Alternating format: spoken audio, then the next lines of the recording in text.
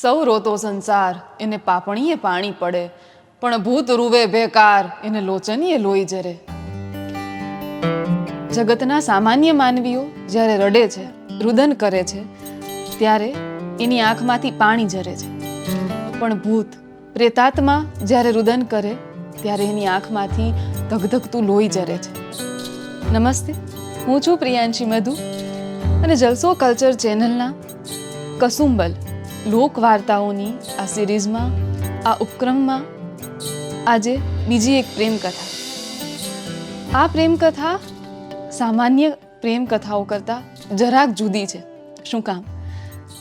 કેમ કે આમાં માનવી અને ભૂત એટલે કે પ્રેતાત્મા વચ્ચેની પ્રીત, એના પ્રેમ સંબંધની વાત છે. એના પાત્રો છે પદ્મા અને વીર માંગડાવાળો. નમસ્તે. તમે વીર માંગડાવાળાનું નામ સાંભળ્યું છે? આ પાત્રની કહાણી, કથાથી પરિચિત છો? જો તમને ડાયરાનો કે લોકકથાઓનો થોડો ઘણો પણ અનુભવ હશે તો આ નામ તમારા સાંભળવામાં ચોક્કસથી આવ્યું હશે. કોણ હતું આવું ઐતિહાસિક, ભવ્ય, દિવ્ય પાત્ર કે જેની કથા આજ સુધી ગવાય છે? વીર માંગડાવાળો લોકકથાઓનું આ ખૂબ જાણીતું પાત્ર છે. ડાયરામાં ખૂબ પ્રચલિત છે. શું છે તેની પ્રણય કથા? આજે સાંભળીશું જલસો કલ્ચરના આ ખાસ ઉપક્રમમાં કસુંબલ, જેમાં અમે તમને લોકકથાઓની સરવાણી પ્રસ્તુત કરવાની કોશિશ કરીએ છીએ. કસુંબલમાં કેટલાક લોકકથાના અદ્ભુત પાત્રો અને તેમની પ્રણય કથાઓ તમારા સમક્ષ પ્રસ્તુત કરવામાં આવે છે.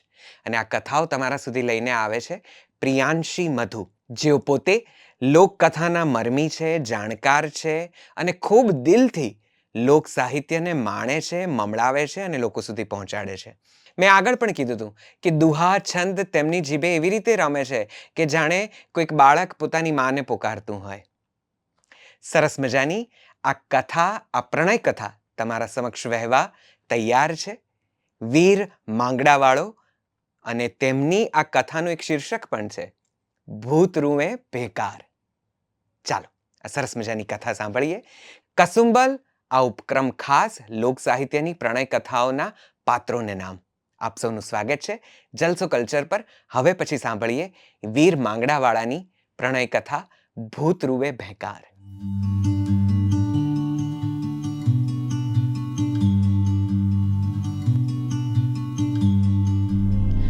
હાડ અને હૈયાનો એક એક કણ કોઈ ઉપર ઓળઘોળ થઈને એનામાં ઓગળી જવા ઈચ્છે એવું એકાદું જણ જડી જાય અને વિખૂટું પડી જાય. એના પછીના વિરહની, એના રુદનની, એના કલ્પાંતની આ કથાઓ છે. સૌરાષ્ટ્ર પંથકની ધાત્રવડી નદીના કિનારે આવેલા ગામ ધાત્રવડના રાજવી જેઠાવાળાનો પુત્ર માંગડોવાળો. એનું મોસાળ એટલે કે ઘુમલી, બરડાનું ઘુમલી. પોતે મોસાળમાં રહે છે અને એક વખત રાજમાં એવા સમાચાર આવે છે, રીડિયા થાય છે કે આપણી ગાયુને કોક હાંકી જાય છે, લૂંટારા ગાયુનું ધણ હાંકી જાય છે, ભાગો, બચાવો, એની વારે થાવ. એટલે ઘુમલીના રાજા ભાણ જેઠવા સૈનિકોને સૂચન કરે છે કે બધાય હાલો, સજ્જ થઈ જાઓ, પણ આપણા ભાણેજ માંગડાવાળાને કોઈ જગાડશોમાં. એ પારકી થાપણ કહેવાય. એને કાંઈ થાય તો આપણે કલંકમાં બેસીએ, એટલે એને કોઈ જગાડશોમાં. પણ માંગડોવાળો ભર જુવાની અને જોબનમાં આ જુવાનીનું લોહી સડાવા લેતું હોય ત્યારે એને આવા ટાણે, યુદ્ધના ટાણે નીંદર કેમ આવે? એટલે માંગડોવાળો જાગે છે, પોતાનો ઘોડો અને ભાલું લઈને તૈયાર થાય છે. પોતાની ટોળકી સાથે, પોતાના લશ્કર સાથે ગાયુની વારે થાય છે. ગાયુની વારે થવું એટલે કે પહેલાના સમયમાં, એ વખતના સમયમાં ગાયું, ભેહું, અશ્વ આ બધું ધન સંપત્તિ ગણાતા. એટલે લૂંટારાઓ ગાયુનું ધણ, ભેહુંનું ખાડું ગામમાંથી અથવા તો કોઈના ગરાસમાંથી હાંકી જતા. ત્યારે આવા શૂરવીરો એની વારે થતા, એટલે કે એને બચાવવા માટે લડત કરતા. માંગડોવાળો પોતાનો ઘોડો, પોતાનું ભાલું લઈને ઘુમલીમાંથી નીકળે છે. ઘુમલીની બાજુમાં આવેલું કોઈ નગર પાટણ, પાટણની બજારમાંથી માંગડો વાળો જ્યારે નીકળે છે ત્યારે પાટણના નગર શેઠની દીકરી પદ્મા પોતાના ઝરૂખાની અટારીએથી માંગડાવાળાને ભાડે છે કે ઘોડો ઘોડાને કાઠ અહવારે ઊણો નહીં, એનું ભાલું ભરે આકાશ, મીટે ભાડિયો માંગડો. આવો રૂડો ઘોડો, પાણીદાર અશ્વ અને આવો રૂડો અહવાર, અને એનું ભાલું આકાશને આંબે છે. એક મીટ માંડીને પદ્માએ માંગડાવાળાને ભાડ્યો.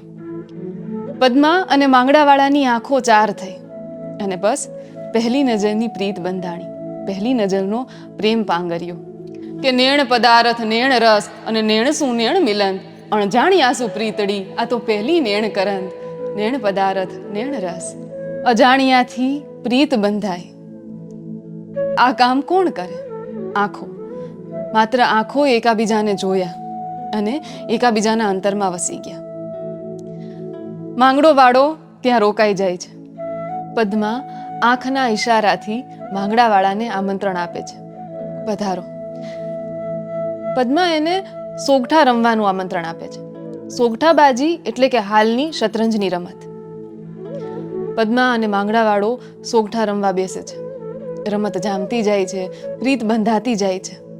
પદ્મા એને કહે છે કે અમે તો વેપારી વાણિયા અને તમે રાજાની રીત, પણ નક્કી પૂરવ ભવની કોઈ પ્રીત અધૂરી રહી ગઈ હશે, એટલે માંગડાવાળા આપણે આ ભવમાં મળ્યા.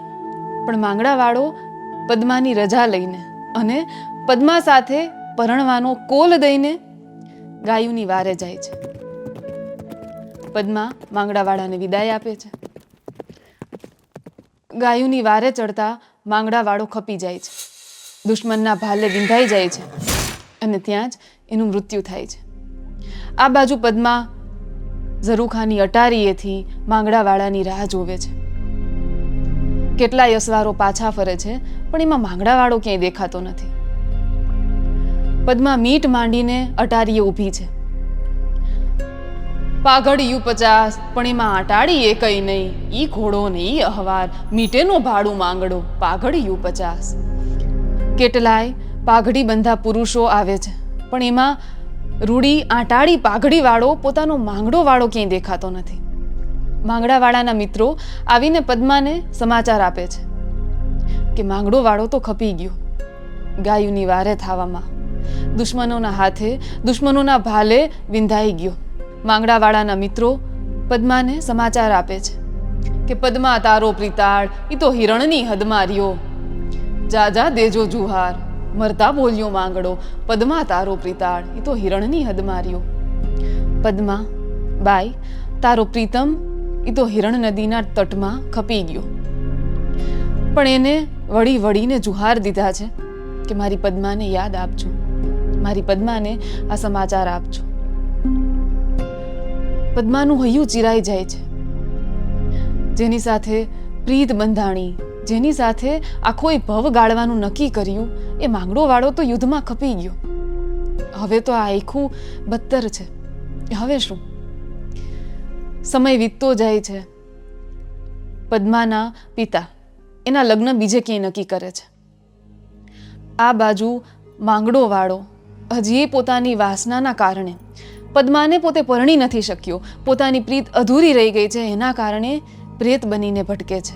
પોતે જ્યાં મર્યો, દુશ્મનના ભાલે જે જગ્યાએ વિંધાણો, ત્યાં જ એક વડલે પ્રેત બનીને ભટકે છે.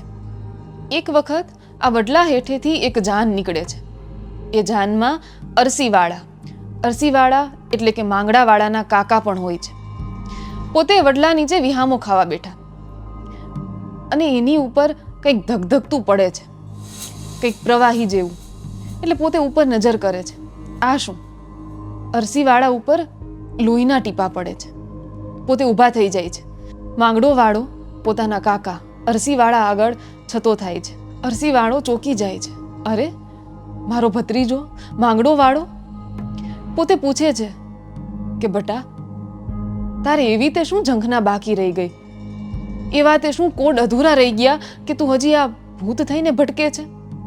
એટલે માંગડો વાળો કાકાને વિનવે છે, કાકાને વાત કરે છે કે પદ્મા હારે પરણવાના મારા કોડ અધૂરા રહી ગયા.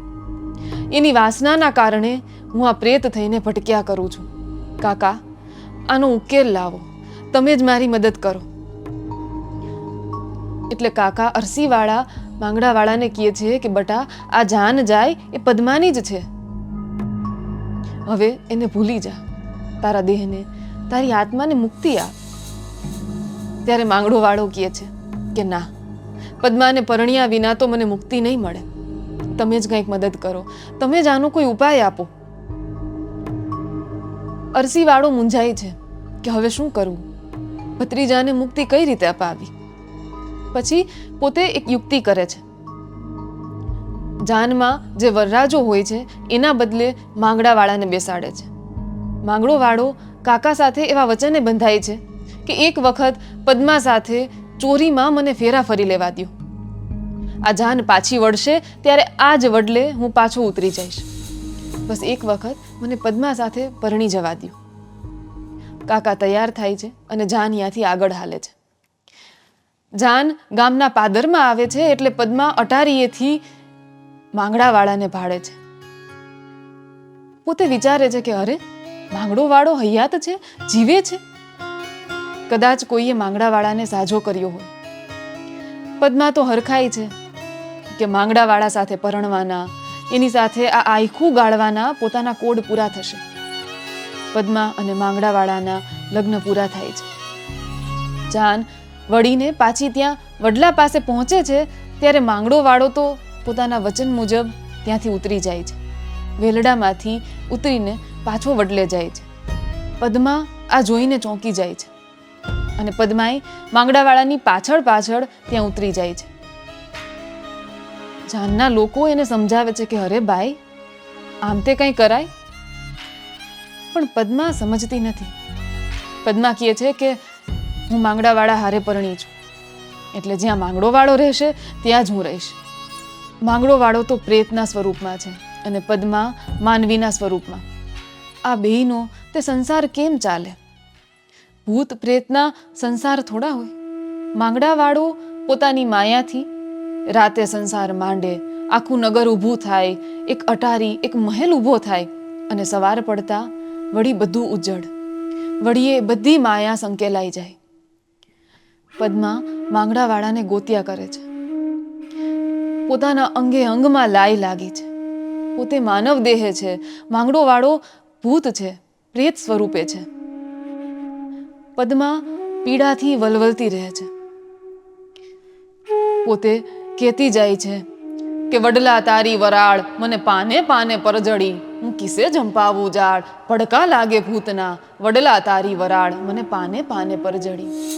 એ વડલો કે જેમાં માંગડાવાળાનો પ્રેત સ્વરૂપે વાસ છે, એ આખોય વડલો જાણે સળગે છે અને એની વરાળ પદ્માના અંગે અંગમાં લાઈ ઉપજાવે છે.